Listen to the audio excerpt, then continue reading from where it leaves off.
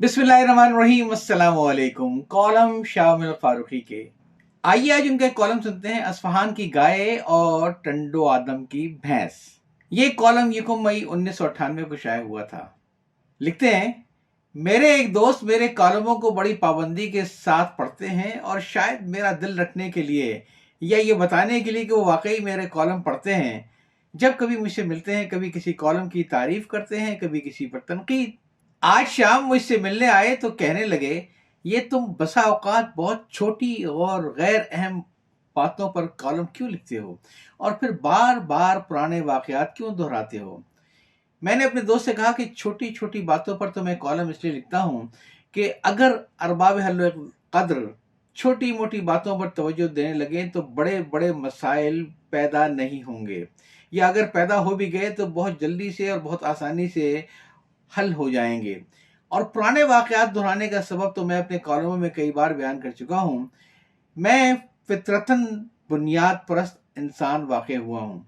मैं समझता हूँ कि हमें अपनी बुनियाद से अपना रिश्ता कायम रखना है, तो किसी बुराई को दूर करने में हम अपने पेशरों में से किसी न किसी के तजर्बे से फ़ायदा उठा सकते हैं, जो मसाइल को हल करने का सबसे मौसर तरीका है।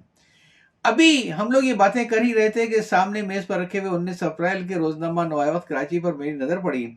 मैंने अपने दोस्त से कहा कि क्या तुमने इसमें चंद सत्रों पर मुश्तमिल ये छोटी सी खबर देखी कि टंडो आदम से अखबार के नामा निगार ने इत्तला दी है कि टंडो आदम के करीब पुलिस ने एक करीबी गांव पर छापे के दौरान मुलजिम के न मिलने पर उसके घर से तकरीबन 60,000 रुपए की मालियत की 2 भैंसें थाने में लाकर गायब कर दी।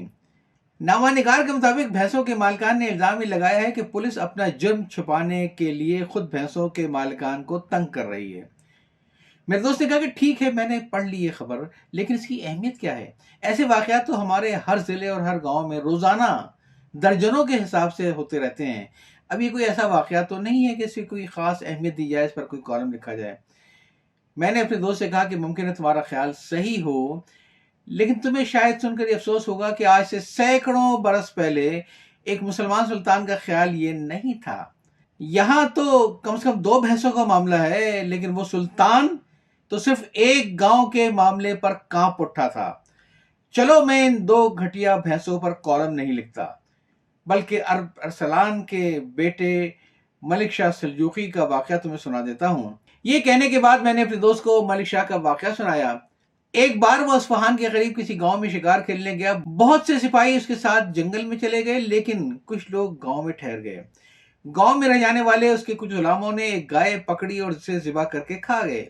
वो गाय एक बूढ़ी औरत की थी जो अपनी 4 कमसिन बच्चों की परवरिश इसी गाय के दूध से करती थी।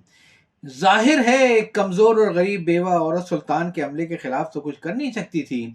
उस वक्त तो वो खामोश हो गई, लेकिन जब मलिक शाह शिकार से वापस आया तो अपने लाओ लश्कर के साथ जिंदा रौत के पुल से गुजरने लगा। बुढ़िया अचानक सामने आ गई और उसने मलिक शाह के घोड़े की लगाम पकड़ी। मलिक शाह और उसके तमाम साथी रुक गए। बुढ़िया ने कहा, अल परसलान के बेटे, मेरे साथ बड़ा जुल्म हुआ है और तुझे इंसाफ करना है। तो ये बता कि ये इंसाफ यहाँ जिंदा रोड के पुल पर करेगा या मैदान हश में पुलिस रात पर करेगा। मलिक शाह कांपने लगा और पस्त लहजे में बोला, पुलिस रात पर इंसाफ करने की मुझ में हिम्मत नहीं है। जो कुछ मैं कर सकता हूँ यही करूंगा। बड़ी भी, तुम ये बताओ कि तुम्हारे साथ जुल्म किसने किया है और क्या जुल्म किया है।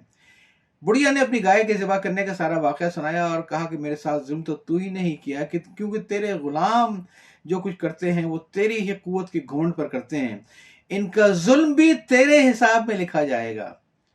मलिक शाह ने वही तहकीक की, के नतीजे में मुलजिमों की निशानदेही होगी, मुजरिमों को इबरतनाक सजाएं होगी। साथ ही मलिक शाह ने बुढ़िया को 70 गायें देने का हुक्म दिया। जब मलिक शाह का इंतकाल हुआ तो बुढ़िया उस वक्त तक जिंदा थी। उसने मलिक शाह के मरने की खबर सुनी तो रो रो कर दुआ मांगी, बार इलाही, मेरे मामले में अरसलान के बेटे ने इंसाफ के अलावा एहसान से भी काम लिया था। अब तू भी इसके साथ एहसान का सलूक कर।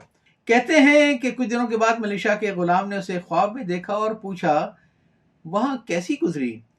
मलिक शाह ने कहा कि अरसलान का बेटा जिंदरोज के पुल पर बुढ़िया से इंसाफ न करता तो खुदा जाने किस अजाब से पुलिस रात से गुजरना पड़ता। मैं ये वाकया सुनाकर खामोश हो गया।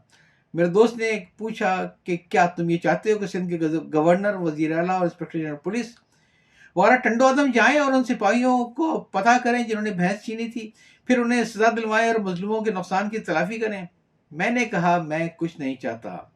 अगर इस वाक़े पर कॉलम लिखता तो अपनी बुनियाद परस्ती का सबूत देते हुए अल्प अरसलान के बेटे मलिक शाह सल्जूकी का एक किस्सा मुतल्लिका लोगों को सिर्फ ये याद दिलाने के लिए सुनाता कि इंसाफ उन्हें करना ही पड़ेगा, ख्वाह टंडो आदम के मैदान में करें या उस मैदान में करें जहां हज़रत आदम अलैहिस्सलाम से लेकर मोहम्मद सल्लल्लाहु अलैहि वसल्लम तक सारे अंबिया मौजूद होंगे और इंसाफ होता हुआ देख रहे होंगे। कॉलम आपने सुना अस्फहान की गाय और टंडो आदम की भैंसें। ये कॉलम 1 मई 1998 को शाये हुआ था। याद चाहता हूँ। अल्लाह हाफिज।